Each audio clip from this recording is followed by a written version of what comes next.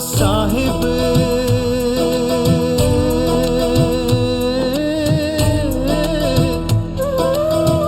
जग में महान है मेरा साहिब, जग में महान है।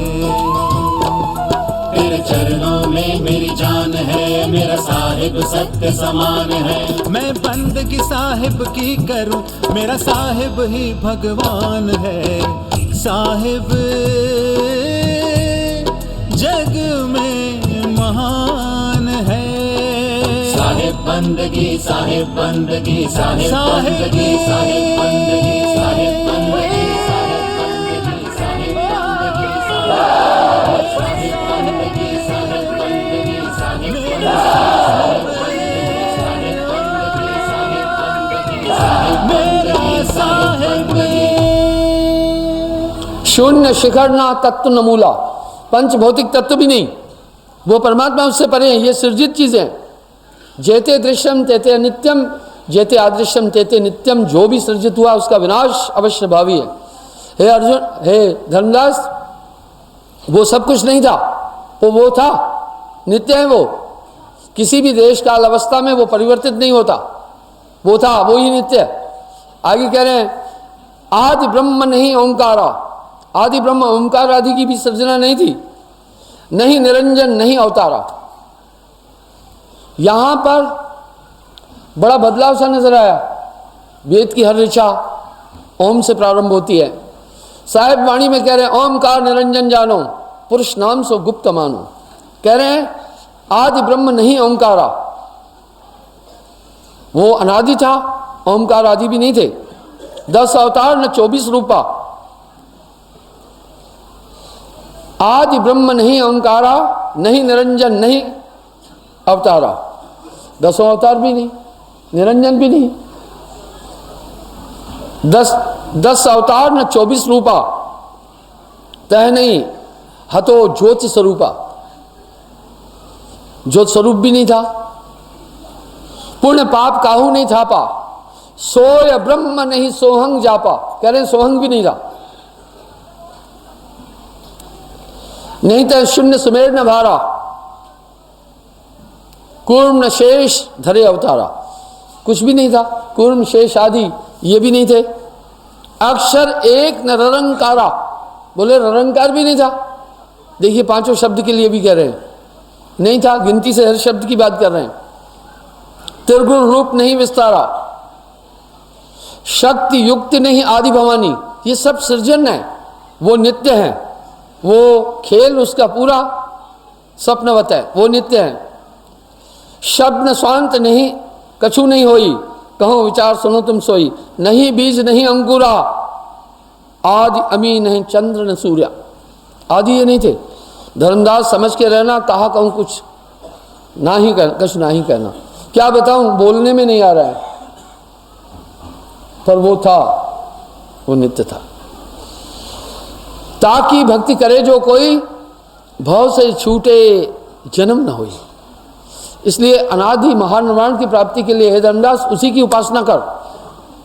तो वो पूछ रहे हैं, कह रहे हैं धर्मदास के सुनो गुसाई, इन बातन बनबे को नाही, कितो संशय वो एक ठोरी, तुमहु हते कि हैं कोई औरी।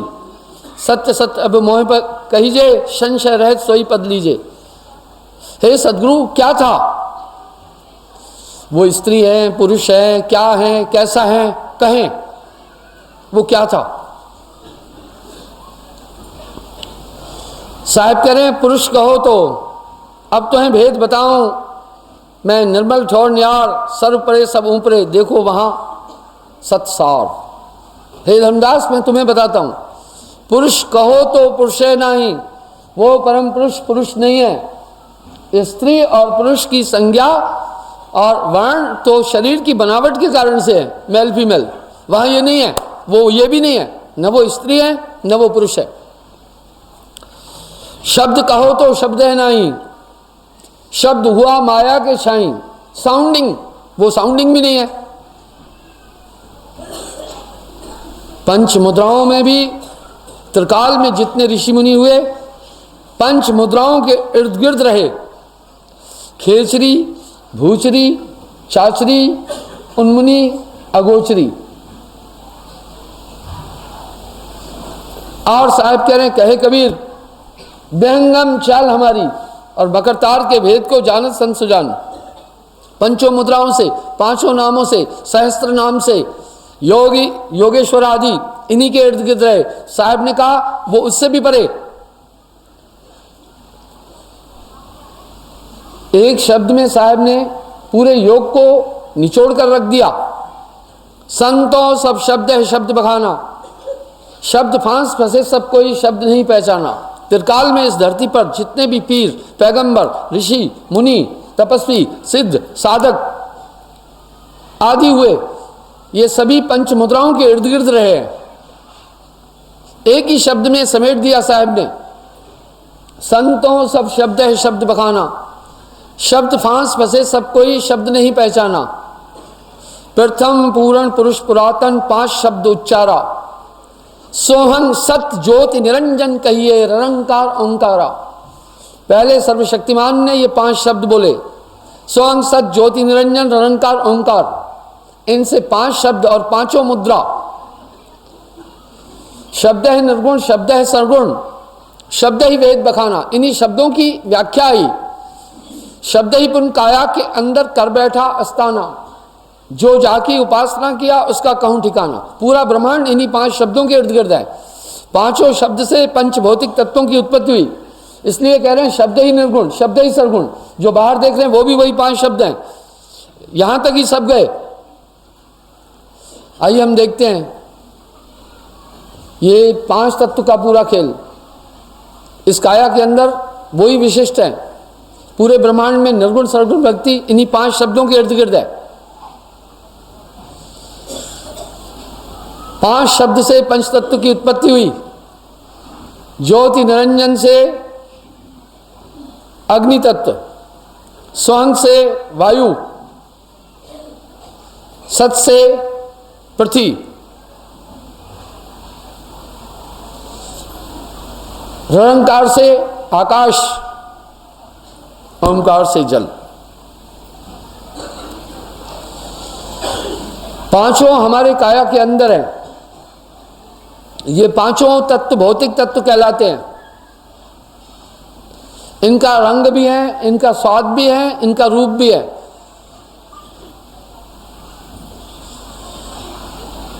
लाल रंग है पृथ्वी को, मीठो इसको स्वाद। जो खट रस पैदा हुए इन्हीं से, दृश्य जितने भी पैदा हुए इन्हीं पंच तत्वों से। पांचों तत्व काया के अंदर उनका सेंटर भी है। पर पृथ्वी तत्व, इसलिए जो कुछ भी हम भोजन खाते हैं वहीं असेंबल होता है। शिश्न पर जल तत्व, नाभि चक्र पर वायु तत्व और मुख कंठ में अग्नि तत्व, सुषुम्ना के मध्य में आकाश तत्व। जितने भी दुनिया में कलर दिख रहे हैं इन्हीं तत्वों से इनकी उत्पत्ति हुई। सफेद रंग है जल को, खारो इसको स्वाद। सभी रस, सभी आर्टिकल्स इनसे पैदा हुए। हम इसको देख भी सकते हैं। शून्य से, कूर्म जी से शून्य उत्पन्न हुई, शून्य से वायु, वायु से अग्नि। आप देखिए खुद, जब आप दौड़ते हैं तो तेज श्वास लेते हैं, शरीर में हीट हो जाती है, अग्नि हो गई। अग्नि से जल, फिर आपको पसीना आ जाता है। जल से पृथ्वी। इस तरह पंचभौतिक तत्वों का निर्माण। तत्व ही तत्व के विनाशक है। लाल रंग, पीलो रंग है धरती को, मीठो इसको स्वाद। ये पांचों तत्व साकार हैं, दिखते हैं, पांचों दिखाई देंगे। पृथ्वी का रंग पीला, स्वाद मीठा। बच्चे इसलिए मिट्टी खा लेते हैं पर हानिकारक है। श्वेत रंग है जल को, नीर को, खारो इसको स्वाद, पानी का स्वाद खारा, रंग सफेद है। ऊंचाई पर जाकर पानी को देखना। लाल रंग है अग्नि को, तीखो चरपरो स्वाद।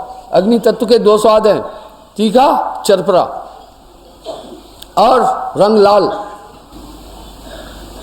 25 प्रकृतियां इन्हीं पांचों तत्वों से है। कालो रंग आकाश को, फीको इसको स्वाद। अब इन तत्वों की आकृति सुने। देखा, नीलो रंग है वायु को, खट्टो इसको स्वाद। हवा नीली है, वायु को तो आप देख सकते हैं, कोहरे को देखते हैं, नजदीक आपको हल्का दिखता है, दूर घना। वायु भी वही चीज है। वायुमंडल में आप निवास कर रहे हैं, दूर दूर जो देख रहे हैं आकाश झुका हुआ, ये वायु है, ये वायु है। नीलो इसको स्वाद, हरो नीलो इसको स्वाद रंग, और खट्टो इसको स्वाद। कभी कभी आदमी गाड़ी में बैठते हैं तो गैस बनती है। त्रिकाल में जितने भी ये पांचों तत्वों के 5 कलर्स हैं, 5 पॉइंट्स हैं, इनकी चाल भी है, इनका रूप भी है। साहब कह रहे हैं चपटो आकार है पृथ्वी को,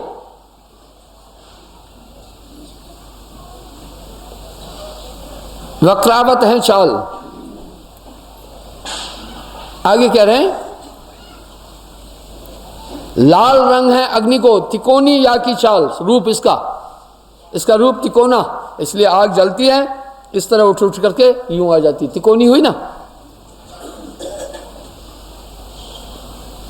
गोल रंग है जल को, लंबी इसकी चाल। आप देखें पानी का रंग जो आकार है गोल और थोड़ा सा वो रंग, एक बूंद फेंकी है तो देखो गोल है ना, और चाल लंबी। इसी तरह सभी तत्वों का साहब ने पूरा पूरा ज्ञान दिया।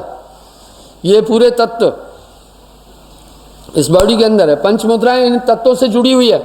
तो आगे साहब कह रहे हैं प्रथम पूर्ण पुरुष पुरातन 5 शब्द उच्चारा, सोहम सत ज्योति निरंजन कहिए ररंकार ओंकारा। सोहम सत ज्योति निरंजन ररंकार ओंकार। शब्द ही निर्गुण, शब्द ही सरगुण, शब्द ही वेद बखाना,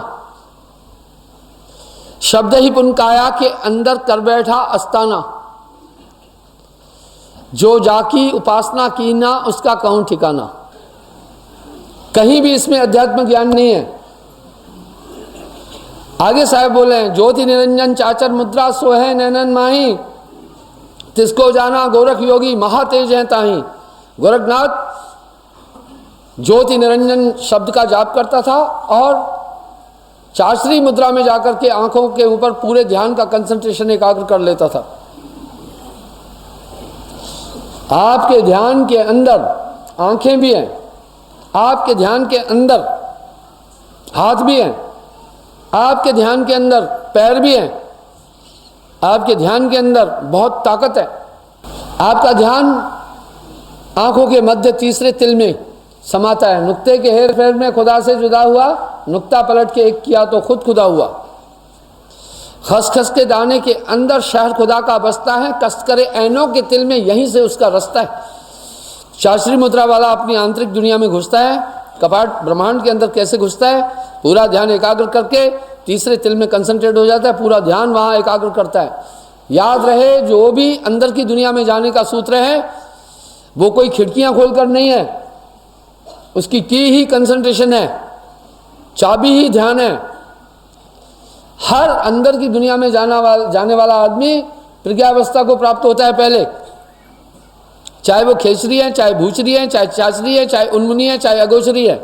जैसे स्वप्न देखने का एक पहला प्रिंसिपल है, नींद में जाना पड़ेगा, नींद में जाकर ही स्वप्न होगा। अलग बात है भयानक स्वप्न है, अच्छा स्वप्न है, कैसा स्वप्न है, पर स्वप्न का पटल ही निद्रा है। इस तरह योग अंदर की दुनिया में घुसने का पटल ही प्रज्ञावस्था तुरीयावस्था है। इसमें साधक क्या करता है, 7 सूरत का सकल पसारा, पूरा कंसंट्रेशन योगी भी एकाग्र करता है। हर एक आदमी का कंसंट्रेशन 7 पॉइंट पर बिखरा हुआ है। प्रथम अमी सूरत है भाई, पहला कंसंट्रेशन जो आनंद अनुभव कराता है। वो एक कंसंट्रेशन है, इसलिए इन सबको एकाग्र करता है।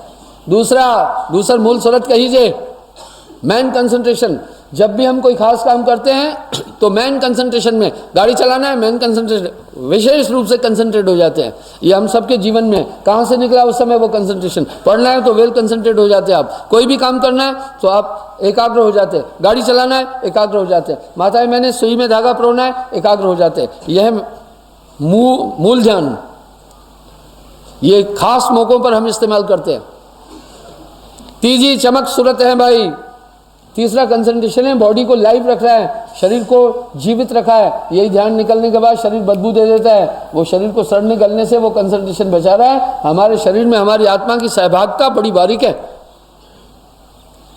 चौथी शून्य सूरत है भाई, चौथी सुरती है शून्य सुरती।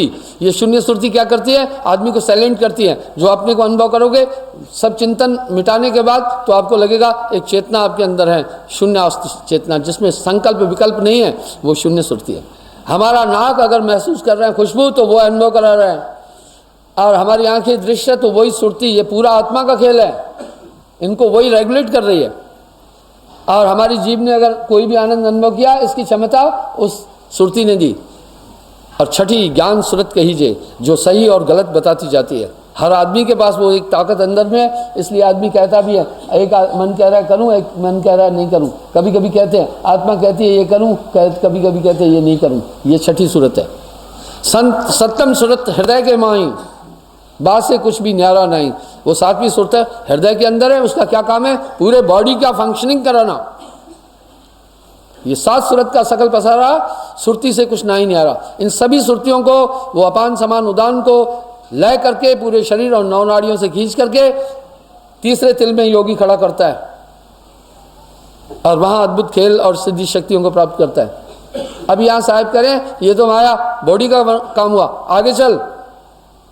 ओमकार भूचरी मुद्रा त्रिकुटी है अस्ताना, व्यासदेव इसको पहचाना, महातेज हो जाना। बाकी क्रियाएं वो भी एकाग्र होने के लिए यही कर रहे हैं, भोजरी मुद्रा वाला, लेकिन ध्यान त्रिकुटी के मध्य में एकाग्र करता है। तो क्या करता है, यहाँ पर उसको अनुभूति होती है कुछ लोकांतरों की। इसी को दिव्य दृष्टि खुलना बोला, अंदर दृष्टि खुलना बोला। साधक अंदर की दुनिया को देखने लगता है, सिर्फ देखता है।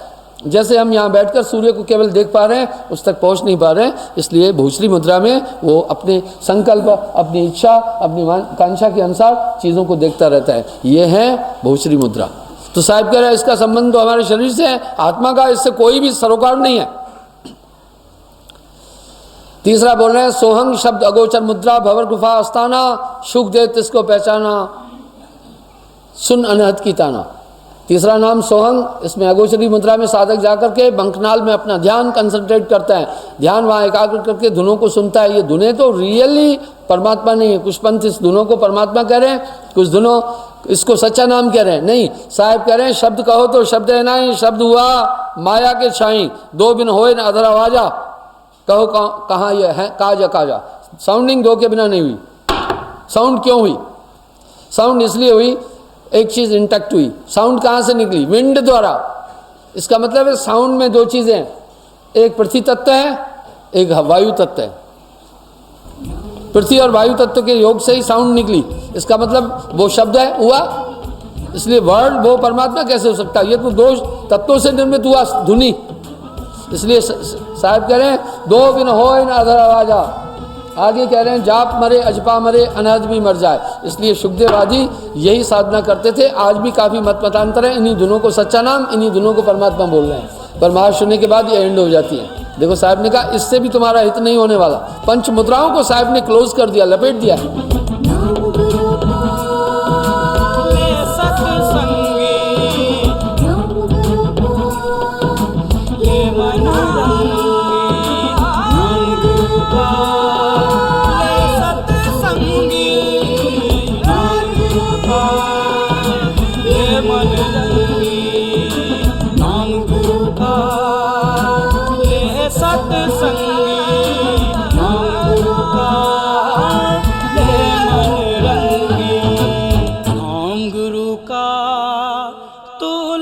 सत्संगी।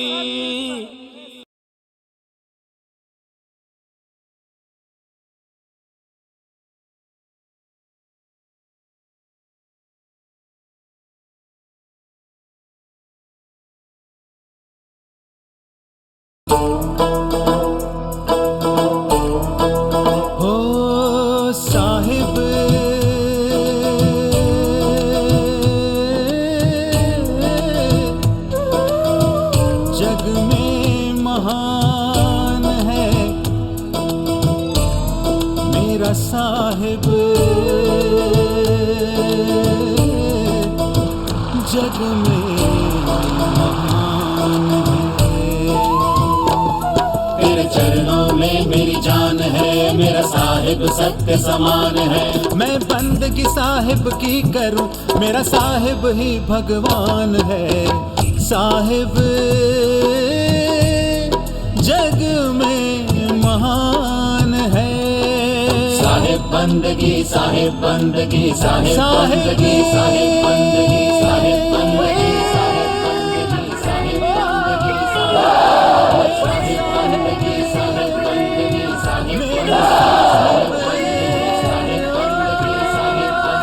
साहिब मेरा साहिब। तीसरा नाम सोहंग। इसमें अगोचरी मुद्रा में साधक जाकर के बंकनाल में अपना ध्यान कंसंट्रेट करता है, ध्यान वहां एकाग्र करके धुनों को सुनता है। ये धुनें तो रियली परमात्मा नहीं है। कुछ पंथ इस धुनों को परमात्मा कह रहे हैं, कुछ धुनों इसको सच्चा नाम कह रहे हैं। नहीं, साहब कह रहे हैं शब्द कहो तो शब्द है ना, शब्द हुआ माया के छाई, दो बिन होए न अधर आवाजा। कहो कहाँ ये है काजा काजा। साउंडिंग दो के बिना नहीं हुई। साउंड क्यों हुई?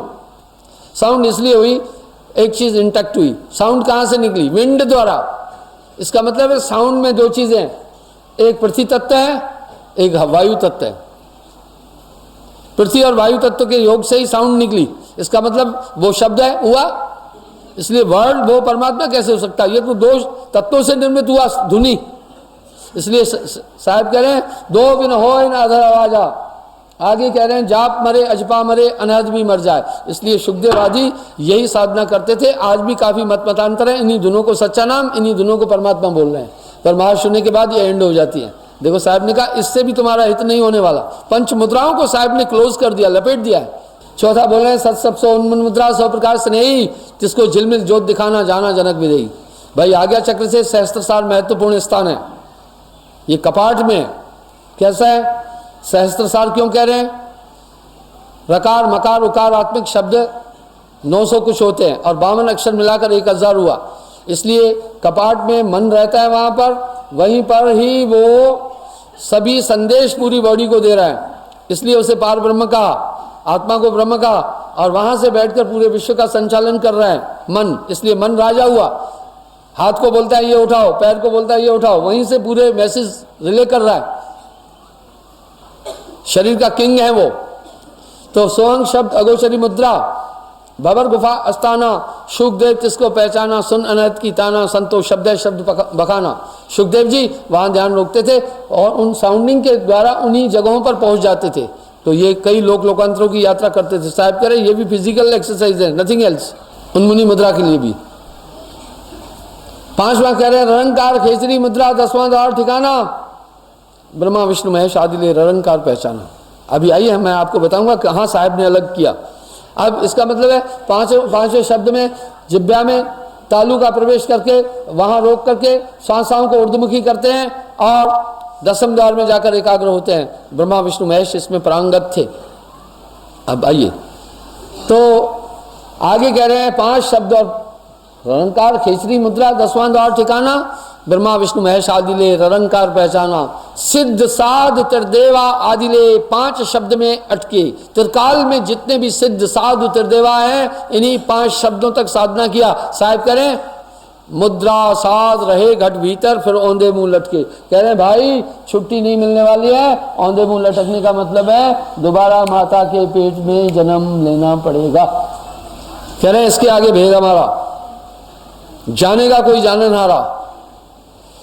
कहे कबीर जाने का भाई जा पर कृपा सदगुरु की हुई। कहे कबीर विहंगम चाल हमारी। अब हम कहाँ अलग हैं आइए हम बताते हैं। इस तरह पंच मुद्राओं में साधक ने ध्यान कहाँ रोका? एक तो दोनों आंखों के मध्य में, एक ने ध्यान रोका आज्ञा चक्र में, एक ने ध्यान रोका मंकनाल में, एक ने ध्यान रोका कपाट में, एक ने तालु हुक्का में अपनी जीभ दे करके ध्यान रोका। यानी फिजिकल एक्सरसाइज हुई नहीं हुई। अधर ही चाल है, अधर आसन किया, अगम प्याला पिया। अब यहां कैसे गलत साहब अलग हुए? कह रहे हैं नहीं, सकल पसारा मेट कर मन पवना कर, एक ऊंची तानो सुरत को तान देखो पुरुष अलेख। अधर आसन किया, अगम प्याला पिया, ईंडा पिंगला सुख न सम करे, अर्ध और उर्ध विच ध्यान लावे। कहे कबीर सो संत निर्भय हुआ, जन्म और मरण का भ्रम भाने। इसलिए साहब ने अधर आसन, धर और अधर विष ध्यान लावे, शीश से सवा हाथ ऊपर ध्यान को लिए कहा। एक साधक ने मुझसे पूछा, मैं कहा अष्टम चक्र वहां है। जैसे आपको मैं कहूं मूलाधार चक्र पर ध्यान रखो, देखो ध्यान चला गया। आपको कहूं पेट में ध्यान रखो, देखो पेट में ध्यान रुक गया। आपको कहूं हृदय में ध्यान रखो, देखो हृदय में ध्यान रुक गया। आपको कहूं कंठ में ध्यान रखो, देखो कंठ में ध्यान रुक गया। आपको कहूं मुख में ध्यान रखो, तो देखो वहां ध्यान रुक गया। आज्ञा चक्र में ध्यान रखो, वहां ध्यान रुक गया। इसी प्रकार सहस्त्रसार में ध्यान रखो तो वहां रुक गया। ये 7 चक्र थे। अष्टम चक्र शून्य में, अष्टकमल में अष्टम चक्र सदगुरु को वासा, इसलिए वहां भी ध्यान का स्थान है। कहे कबीर विहंगम चाल हमारी, इसलिए साहब ने अष्टम चक्र का भेद कहा। 9 द्वारे संसार सब 10वां योगी तार, एकादश खिड़की बनी जानत संत सुजान, कबीरा जानत संत सुजान।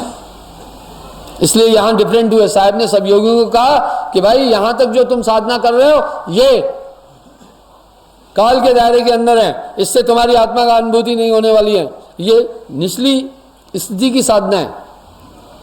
आगे वो साहब तो कह रहे हैं 5 शब्द और 5 मुद्रा वह निश्चय कर माना, इसके आगे पुरुष पुरातन तिसकी खबर न जाना। लेकिन अफसोस तो यह है, सुषुम्ना नाड़ी खोलना तमाम मत मतांतर के लोग बोलते हैं। मैं उनसे गोष्ठी करता हूं, जब पूछता हूं तो कहते हैं ये गुप्त चीजें, गुरु ने कहा बोलो ही नहीं। मैं कह रहा भैया सत्य यह है, न तुम जानते हो न तुम्हारा गुरु जानता है सुषुम्ना नाड़ी कैसे खुलना है।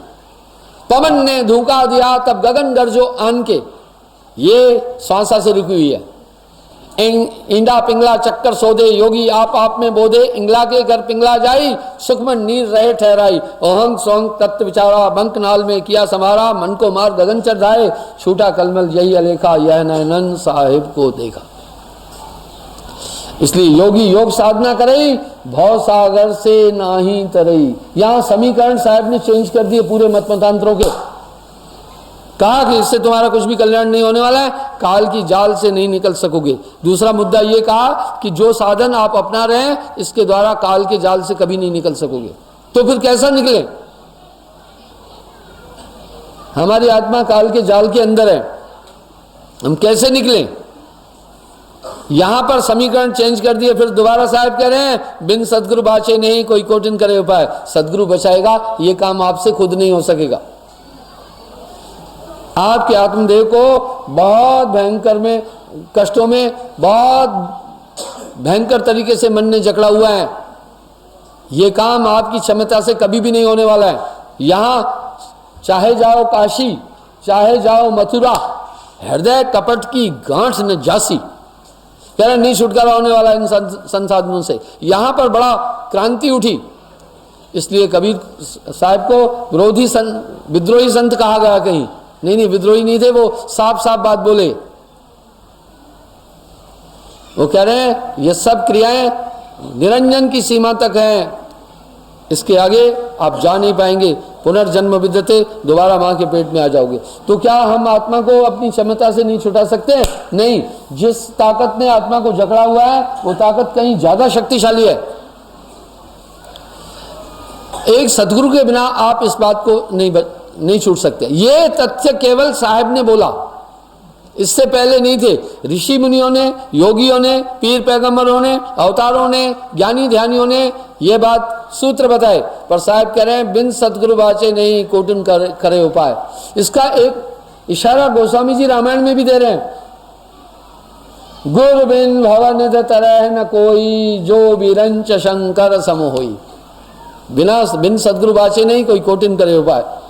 इसका मतलब है ये थीम साहब लाए धरती पर। अदरवाइज कहा भाई अधर आसन किया, वहां का कोई ध्यान ही नहीं बोला था, सभी तो पंच मुद्राओं के अंदर थे। इसलिए नाना मत मतांतर 5 नाम पंच मुद्राओं के इर्द गिर्द हैं। ये भी निरंजन का खेल है। गण गंधर्व ऋषि मुनि और देवा सब मिलकर हैं निरंजन सेवा। इसलिए त्रिकाल में जितने भी पीर पैगंबर ऋषि मुनि आए वो सभी यहाँ तक ही चिंतन किए, इससे आगे कोई ना गए हो। ये मत 4 वेदन ने कहे हो। साहब करे इसके आगे कोई जा ही नहीं पाया, बस यहीं तक वो सीमित रह गए। और साहब करे ये बंदे ये तेरे से कुछ भी नहीं हो पाएगा। ऐसा क्या था? किसी ने भी पहले ये थीम बोली नहीं। साहब आकर बोले पारस सुरत संत के पासा, सबसे पहले दुनिया को साहब ने ये चीज आकर दे दी, यानी चेतन कर देगा गुरु। कोटि जन्म का पंथ था गुरु पल में दिया लखा है, पल भर में ये काम कर देगा, आपकी आत्मा को नकाब उतार देगा उसी समय, मन का गुरु बदल देगा आपको, काग पलट हंसा कर देना। ये कैसे कर देगा? वाह, साहब पुष्टि कर रहे हैं, एक पूर्ण गुरु कोटि जन्म का पंथ गुरु पल में दिया लखा है, ये नकाब उतार देगा। अगर आप में बदलाव है, नाम पाने के बाद आप अपने में बदलाव महसूस कर रहे हैं, आप बदल गए, आपको आप अपने आप को दुनिया से अलग महसूस करेंगे। ये मैं अहंकार से थोड़ी बोल रहा हूँ, भरोसे से कह रहा हूँ। एक पूर्ण सदगुरु आपको बदल देगा, काग पलट हंसा कर देना। अपनी पिछली जिंदगी को अगर सामने खड़ा करोगे कि केजी गुप्ता अपने पिछला नाम से पहले और अभी, तो पाएगा रात और दिन का अंतर हो गया। जब मैं था तो गुरु नहीं, अब गुरु है मैं नाय, प्रेम गलियति संकरी तामे द्विन समाय। ये यहाँ पर साहब पुनः करें, सदगुरु मेरा शूरमा, कसके मारा बाण, नाम अकेला रह गया, पाया पद निर्माण। ये ताकत एक पूर्ण गुरु आप में समाहित करेगा नामदान के टाइम पर। सीधी सी बात है कि वो आपको परम चेतन कर देगा, तभी जाकर आप अंदर के विकारों से फाइट कर सकते हो। आप अपनी ताकत से, अपने कोई भी आदमी हाथी से अपने बल से लड़ सकता है क्या? कोई ना कोई उसे शस्त्र साधन चाहिए या नहीं? धरती पर कोई आदमी है क्या इतना ताकतवर जो हाथी से लड़ लेगा? नहीं, असंभव है। हाँ, अगर शस्त्र हैं तो हाथी को ढेर कर देगा। इस तरह कोई भी धरती पर रहने वाला मन और माया से पार नहीं पा सकता है। हम शास्त्रों में भी देखते हैं ये असाध्य, चलो चलो सबको कहे, पहुंचे बिरला कोय, पहुंचे बिरला कोय, बीच में दुर्गम घाटी धोए, कनक कामनी बीच में दुर्गम घाटी धोए, चलो चलो सबको कहे, पहुंचे बिरला कोय। मन और माया का जकड़न इतना तगड़ा है कि आत्म देश में जकड़ा हुआ है, बहुबंधन ते बांधिया। एक बेचारा जीव बेचारा क्या करे, जो न छुड़ावे पीव। जिस विरोधी ताकत ने आत्मा को जकड़ा हुआ है वो बहुत ताकतवर है, अकल नहीं चलने देगी। आपके पास साधन क्या है इसे छूटने का? यही तो मन बुद्धि चित्त अहंकार, ये चारों वही है। वदोवद इनका इस्तेमाल करोगे ना, इसलिए कोई भी इसके अंधकार से बाहर नहीं निकल सकता। बिन सदगुरु बाचे नहीं, कोई कोटिन करे उपाय।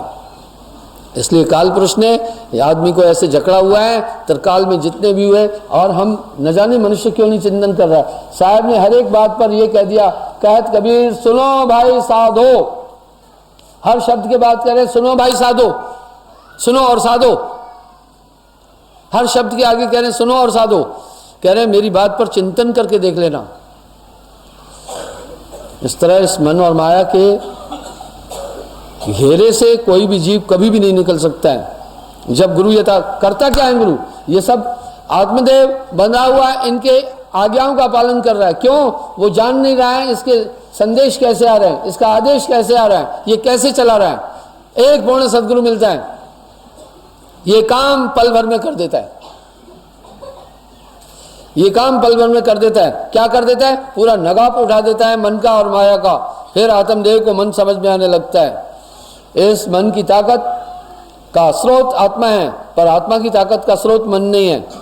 मन आत्मा की ताकत से जीवित है। फिर क्या होता है? आत्मदेव मन को इग्नोर करता है, आत्मदेव मन के किसी भी काम में शामिल नहीं होता है। जब आत्मदेव शामिल होना बंद कर देता है तो मन का कोई जोड़ नहीं चलता है। इस पर भी साहब ने कहा, मन जाता है जाने दे, गाय के राग शरीर, उतरा पड़ा कमान से क्या कर सकता तीर। आपकी आत्मा में कोई शक्ति नहीं बढ़नी है। अगर शक्ति बढ़नी है तो शक्ति फिर निकल भी जाएगी। आत्मा में कुछ भी प्रविष्ट नहीं किया जा सकता, आत्मा से कुछ भी नहीं निकाला जा सकता। वैज्ञानिक तथ्यों से परातत्व की बात साहब ने कही। इसलिए आपकी आत्मा एक ब्रह्मावस्था में, गुरु भ्रम का पर्दा हटा देता है। बस जब वो पर्दा हट जाता है तब आत्मदेव जाग जाता है। जागा हुआ तो है ही, आवरण थे, सूर्य तो था ही, लेकिन कोहरे ने क्या किया? उसको आच्छादित कर दिया, बादलों ने आच्छादित कर दिया। कोहरा हट जाता है, कोहरे को हटा दो तो सूर्य का प्रकाश है ही। कोहरे से ऊपर उठ जाओ तो सूर्य का प्रकाश मिलता ही मिलता है। इसी प्रकार से ना कहूँ गया नहीं कहीं आया, आपकी आत्मा के अंदर किसी चीज की कमी नहीं है। बस वो आवरण गुरु हटा देता है, वो मन का आवरण हटा देता है।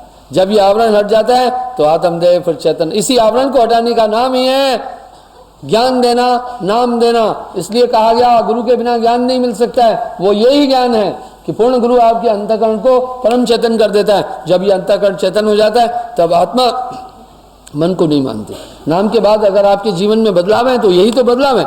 पहले जो मन कह रहा था आप सब किए जा रहे थे, जैसा मन नचा रहा था आप नाचे जा रहे थे, लेकिन अब आपकी आत्मा मन को इग्नोर कर रही है। मन कह रहा है कुछ करना, आत्मदेव कह रहा है नहीं, मन का जोर ही नहीं चल रहा है। मन जाता है जाने दे, गए के राख शरीर, उतरा पड़ा कमान से, क्या कर सकता तीर, तेरा बैरी कोई नहीं, तेरा बैरी मन। तथ्य ही है, तार्किक तथ्य ही है। आत्मा को मन ने भ्रमित किया, मन ही स्वरूपी देव निरंजन तोहरा भरमाई। हम कब मुक्त हो सकते, इसके भ्रम में न आए। उसके बाद ये सबक खुद शुरू हो जाता है। आत्मा अंदर से समझाना शुरू कर देगी, आत्मा अंदर से बात करना शुरू कर देगी। आत्मदेव जाग गया, मन की पूरी पूरी कार्रवाई ठीक ठीक समझ में आने लगेगी। जब ये सभी चीज़ें तब बिल्कुल आपको निसार लगने लगेगी, आसार लगने लगेगी, ये नाम की रोशनी से कि बिना दिल सभा नहीं हो सकता है। किसी ने पहले नहीं बोली, कोई कहा योग करो, कोई कहे साधना करो, कोई कहा तप करो। साहब ने आकर दुनिया को ये थीम दी कि पूरा सदगुरु आपको पार कर देगा, इसलिए वो धारा तब से चली। जितने बाकी संत हैं वो साहब का बिल्कुल अनुकरण किए, सभी संतों ने ये, और स्टार्ट में साहब ही लाए। पहला गुरु का महत्व तो सब जगह है पर इतना सुपर नहीं था, पर साहब ने गुरु का महात्म सुपर बोला। सात दीप नवखंड में गुरते बड़ा न कोय, करता करे न कर सके, गुरु करे सो होए। कबरा हरि के रूठते गुरु की शरणी जाए, कहे कबीर गुरु रूठते प्रभु नहीं हो सहाय। कबीर ते नर अंधे गुरु को कहते और, हरि रूठे गुरु ठौर हैं, गुरु रूठे प्रभु दूर। इसलिए पूरा महात्म साहब की स्पिरिचुअल थीम टोटली गुरु के इर्द गिर्द घूम रही है। गुरु गोविंद दोनों खड़े, काके लागू पाए, बलहारी गुरु आपनी गोविंद दिया बता दसाए। गुरु मुक्त कराता है, मुक्त कोई जंजीरें नहीं तोड़ता है, कोई जेल खाने से नहीं निकालता है, यही मुक्त है। तब मन और माया के दायरे में आत्मदेव कभी भी नहीं फंसता है। यह है गुरु का मुक्त कराने का थीम। बिन सदगुरु बाचे नहीं कोई कोटिन करे उपाय, ये अद्भुत नाम। साथ में ही वो बोल रहे हैं जिस तत्व की बात साहब बोल रहे हैं, इस तीन लोग से परे हैं, इसलिए चौथा का ये पहले कोई बोला ही नहीं है, सब तीन लोग तक का साहब कर रहे हैं। तीन लोग में यम का राज, तीन लोग में जो कुछ आए, काल निरंजन सबको डाए। अमर लोग सदगुरु का न्यारा, तहा नहीं यम केर प्रवेशा, वहां निरंजन पहुंच ही नहीं सकता है। वहां बुद्धि भी नहीं है, वहां चित्त भी नहीं है, वहां तू भी नहीं है, वहां मैं भी नहीं है, वहां अहंकार भी नहीं है। चल हंसा सतलोक छोड़ो ये संसारा, ये संसार काल को देशा कर्म का जाल पसारा। तो यहाँ पर आकर साहब ने भक्ति को एक बहुत अच्छा मेलस्टोन दिया, एक अच्छा मोड़ दिया। भक्ति को आकर बताया किस प्रकार से गुरु को पूरा महात्म दिया। क्या कहा, इसको यूं कहा, पार सुरत संत के पासा। इसलिए एक पूर्ण सदगुरु के पास ये आर्ट है, वो आपके अंदर के इस विकार को निकाल देगी। ये नेचुरल उसकी पारस सुरती क्यों हुई, परम तत्व में मिलने के कारण से पारस सुरती हुई। जैसे आप देखते हैं नेचुरल एक भृंगे के पास गुण है, उसकी साउंड में गुण है कि अपनी आवाज से किसी भी कीड़े को अपनी तरह बना देता है, ये बाकी कोई नहीं कर सकता। ये गुण उसमें। सर्प के कंठ में एक गुण है, वो जहर से मणि का सृजन करता है, ये गुण किसी और जीव के अंदर नहीं है। मृगा की नाभि में एक सिस्टम है, वो बीड्स से, ये सीमन है, कस्तूरी क्या है, कस्तूरी सीमन है, किसका, मृगा का। जो भी जिसका ध्यान करेगा उसके पावर्स आएंगे। मैं आपको बताता हूं, ये याद रखना, आपके ध्यान में ताकत है, ये ताकत सबके ध्यान में है। अचानक जब आपको किसी आदमी का ध्यान आ गया, आपने नहीं सोचा, वो आपका ध्यान कर रहा है। कौन आपके बारे में कहां बैठकर कैसा सोच रहा है आप जान सकते हैं। कभी कभी अचानक किसी आदमी के लिए आपको घृणा आ जाती है, बताइए घृणा क्यों आई। वो आदमी आपके लिए घृणा का थिंक कर रहे हैं, घृणा की बात कर रहे हैं, वो वेब्स आपके पास पहुंची।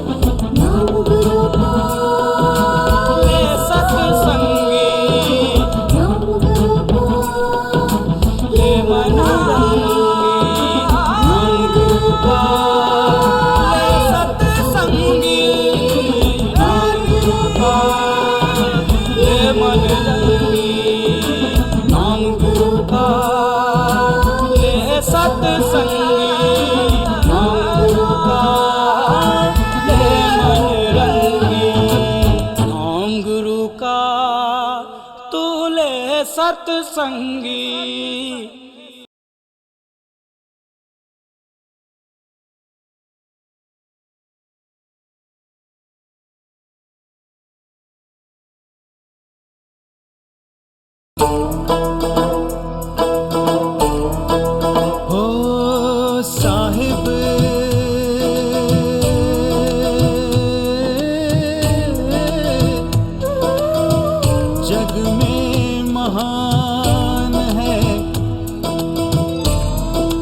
मेरा साहिब जग में महान है। तेरे चरणों में मेरी जान है, मेरा साहिब सत्य समान है। मैं बंदगी साहिब की करूं, मेरा साहिब ही भगवान है। साहिब जग में महान है। साहिब बंदगी, साहिब बंदगी, साहिब बंदगी, साहिब बंदगी, साहिब बंदगी, साहिब बंदगी, साहिब बंदगी, साहिब बंदगी, साहिब बंदगी, साहिब मेरा साहिब। कौन आपके बारे में कहां बैठकर कैसा सोच रहे हैं आप जान सकते हैं। कभी कभी अचानक किसी आदमी के लिए आपको घृणा आ जाती है। पता है ये घृणा क्यों आई? वो आदमी आपके लिए घृणा का थिंक कर रहे हैं, घृणा की बात कर रहे हैं, वो वेब्स आपके पास पहुंची। आदमी बैठा है, अपान वायु छोड़ा तो सबको पता चल जाता है, गंध आई, डगार मारा तो सबको पता चल गया, और गुस्सा किया वो भी सबको पता चल गया। आंखों में देखा तो आंखों से भी भाव आया, आंखों में नहीं देखकर भी भाव आएगा। चुपचाप बैठे हो, अगर आपको नफरत आ रही है, समझना आपके इर्द गिर्द कोई नफरत का थिंक कर रहा है, यानी आदमी की विचारधारा का भी वेब्स आप तक पहुंच रही है। ठीक है, इंसान जो चिंतन कर रहा है उसकी वेब्स भी आपके पास पहुंच रही है। जैसा चिंतन कर रहा है आदमी, वो आपके पास संदेश आ रहा है। ये हुआ अंतर्यामी जो इसे रीड कर रहा है। आदमी बैठा हुआ कुछ भी सोच रहा है, आप ये भी जान सकते हैं क्या सोच रहा है, वो थिंक आप तक पहुंचता है। पारस सुरत संत के पासा, इससे वो मन के आवरण आपके ऊपर से पूरे पूरे हटा देता है। पारस में और संत में तू बड़ो अंतरो मान, वो लोहा कंचन करे वो कर ले आप समान। फिर आगे कह रहे हैं गुरु समाना शिष्य में, शिष्य लिया करने बिलगाए बिलगे नहीं एक रूप दो दे। कभी कभी कहा जाता है गुरुजी हम पर ध्यान रखना। क्यों कहा जा रहा है? यानी ध्यान प्रोटेक्ट कर रहा है, ध्यान सुरक्षा दे रहा है, ध्यान सुरक्षित रख रहा है आपको, इसलिए कहा ध्यान करना। इसलिए संतत्व ने कहा मैं आपको ये बताना चाहता हूं सदगुरु की भक्ति में थीम क्या है, उपासना पद्धति क्या है, इष्ट क्या है, परम पुरुष और सदगुरु।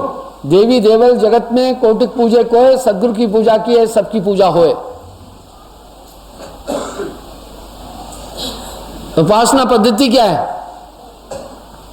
गुरु का ध्यान, ध्यान मूलम गुरु रूपम। ठीक है। उपासना कृत क्या है? उपासना कृत है गुरु का दर्शन।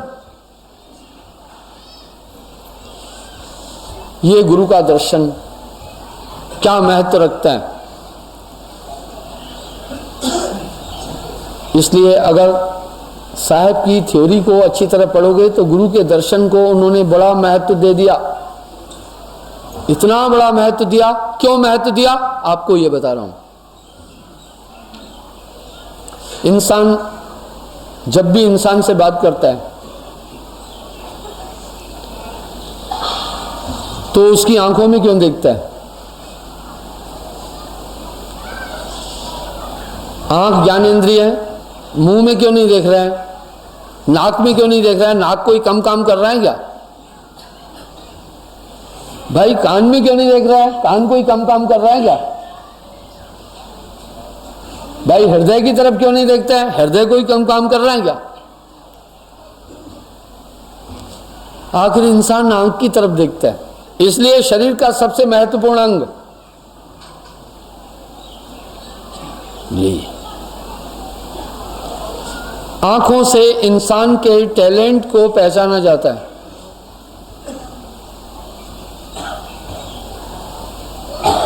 आदमी का टैलेंट आंखों से कैसे पहचाना जाता है कि ये कंसंट्रेट कितना है। जितना भी आदमी उलझा हुआ होगा, कभी कभी आप देखते हैं जब इंसान का ध्यान कहीं और चला गया है तो आंखें दूसरे किस्म की हो जाती है। यानी आंखें हमारी आत्मा की प्रेजेंस को दर्शाती हैं। साहब ने आंखों पर बहुत बड़ी बात कही, दर्शन पर बहुत बड़ी बात कही। नैनों की कर कोठरी, पुतली पलंग बिछाए, पलकों का चिकडार के पिय को लेह रिझाए। अब सबसे बड़ा महत्व एक भक्त के लिए संतत्व की थीम में गुरु का दर्शन।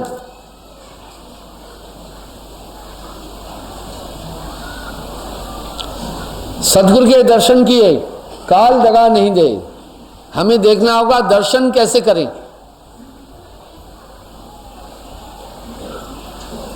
आप बैठे हैं, मुझे आप देख रहे हैं, आप सोचते हैं कि दर्शन कर लिया। नहीं, ये दर्शन नहीं है। आम आदमी ने सोच लिया कि यही दर्शन है, ये दर्शन नहीं है। आप कहेंगे गुरुजी हम आए बैठे आपके पास, आपको देख रहे हैं, ये दर्शन नहीं है। नहीं, ये दर्शन नहीं है। ये गुरु का दर्शन यूं नहीं है कि आप बैठे हैं, गुरुजी बैठे थे। नहीं, वो आपको देखे, आप उनको देखें। इसलिए कबीर साहब ने टकसार बंदगी में यूं किया कि गुरु की निगाह में निगाह मिलाई। ये है दर्शन।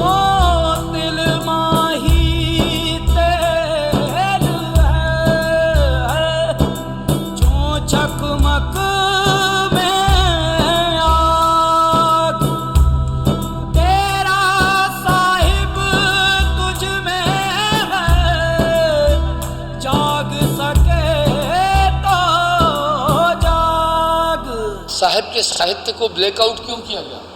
कुछ तबके ने चाहा कि साहिब का साहित्य समाज में नहीं पहुंचे। आखिर कौन थे जिन्होंने साहिब को ब्लैकआउट किया? उनकी क्या रुचि थी? उनका इसमें क्या हित था? क्या कारण था? साहिब ने भक्ति जगत में एक क्रांति लाई। पहला तो वो क्या क्रांति लाए? उन्होंने कहा ये पूरा संसार काल पुरुष के दायरे में है, ऐसा इससे पहले कोई भी नहीं बोला। सयाद के काबू में है सब जीव बेचारे। पहली बात कि सच में हम सब दुनिया के लोग सयाद के काबू में हैं क्या? हैं, लग रहा है। इंसान अपने से ना वाकिफ है।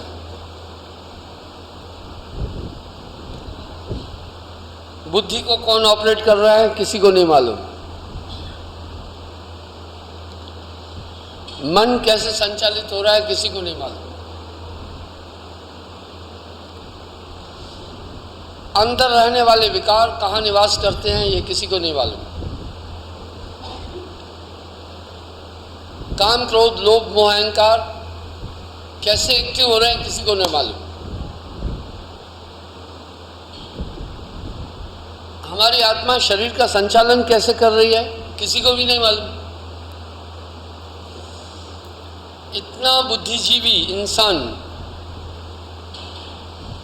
इतना चेतन, इतना सतर्क मनुष्य अपनी काया के सिस्टम को नहीं जान पा रहा है।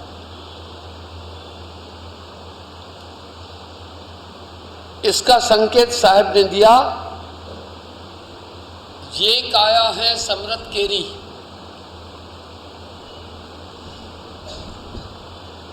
काया की गत काह नहेरी।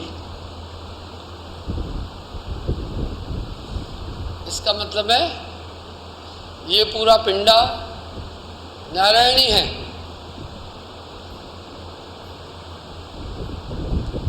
ईश्वर तत्व इसके अंदर मौजूद है। ये पूरी काया विराट है। जैसे इंसान इस ब्रह्मांड की संरचना और संचालन कैसे हो रहा है इसका ज्ञान नहीं रखता है, वैसे ही काया का ज्ञान भी नहीं रखता है। आदमी को कुछ भी नहीं पता है। शिव गोरख सो पचपच हारे, इस काया का भेद न पाए। उन्होंने बड़ा प्रयास किया पर काया का रहस्य वो नहीं जान सके। कबीर काया अथाह है, कोई बिरला जाने भेद। हम सब ये देख रहे हैं, ये शरीर एक पहेली है, दिख रहा है। मन कैसे काम कर रहा है नहीं पता चल रहा है। बुद्धि किस तरह निर्णय ले रही है नहीं पता चल रहा है। आत्मा शरीर में किस सिद्धांत से काम कर रही है नहीं पता चल रहा। सभी जिए जा रहे हैं, अपनी आत्मा की भूमिका किसी को पता नहीं चल रही है कि कैसे काम कर रही है। विष अमृत रहत एक संगा, मलयाग्र में रहत भुजंगा। आत्मा और शरीर दो अलग अलग चीजें। आत्मा अपना कैसे काम कर रही है आदमी को नहीं पता है।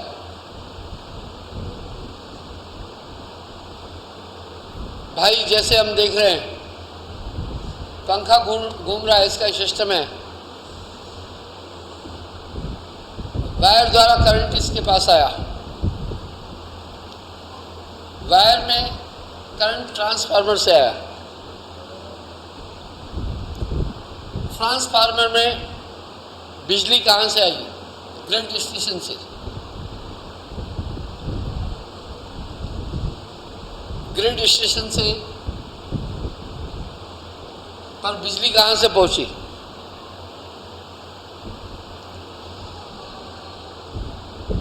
सीधा डैम से नहीं आई, उसकी कंट्रोल पॉइंट है वहां आई।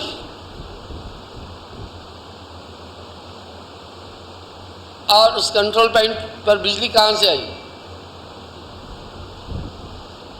बिजली आई डैम से। डैम में बिजली कहाँ से बनी? डैम में टरबाइन लगे थे, उन्होंने ये तीन तरह से क्रियान्वित हुए। कुछ थर्मल सिस्टम से,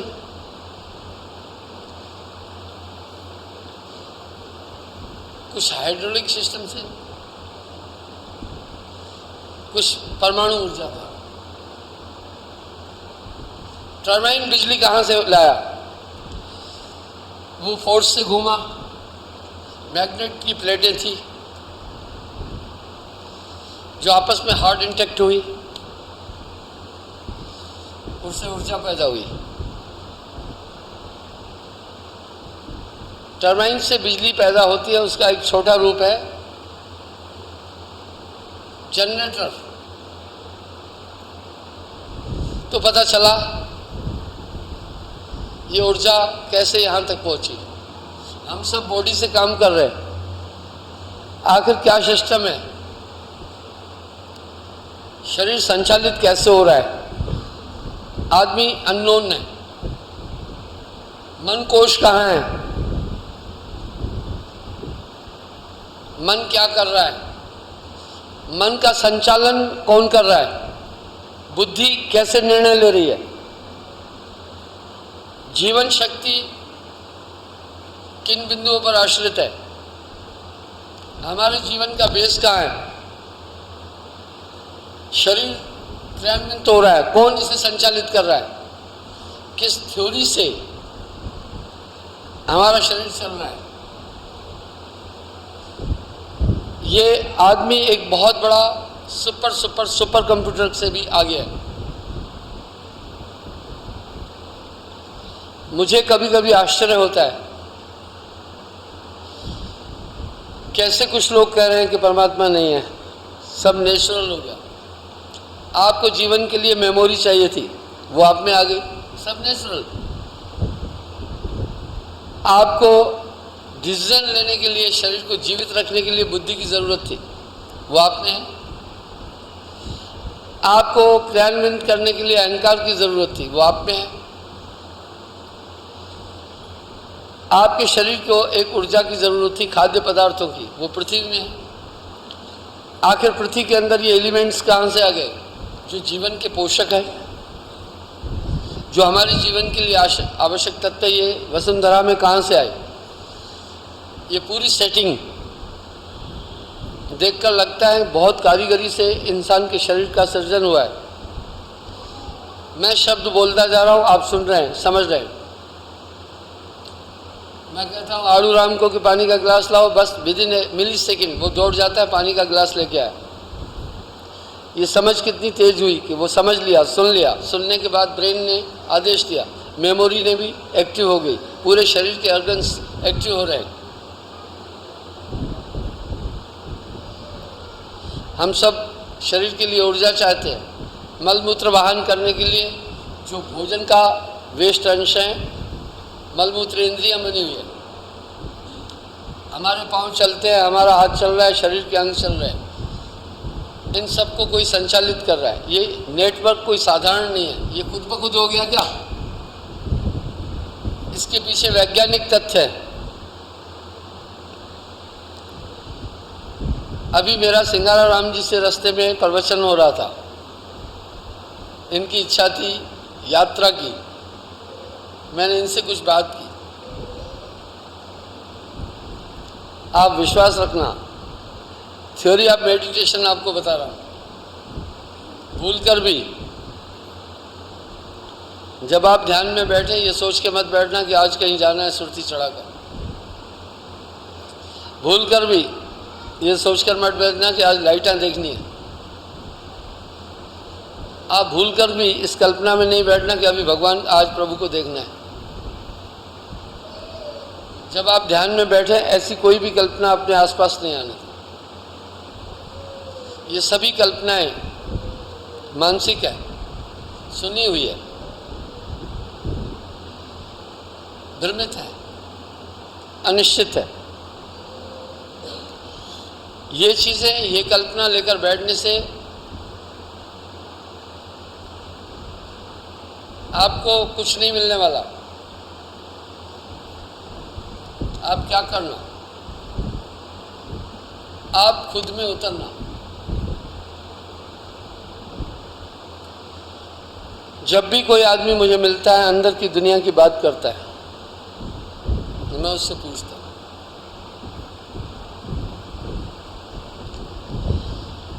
मैं आपको एक छोटा उदाहरण देना चाहूँगा, झूठ नहीं बोलूँगा।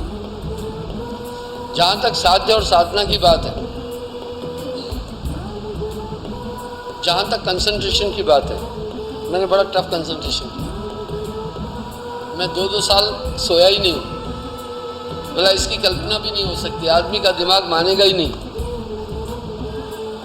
मैं 3-3 महीने रोटी भी नहीं खाया हूँ। मैं ब्रीथिंग भी नहीं लेता था। क्या इसको वैज्ञानिक लोग स्वीकार करेंगे?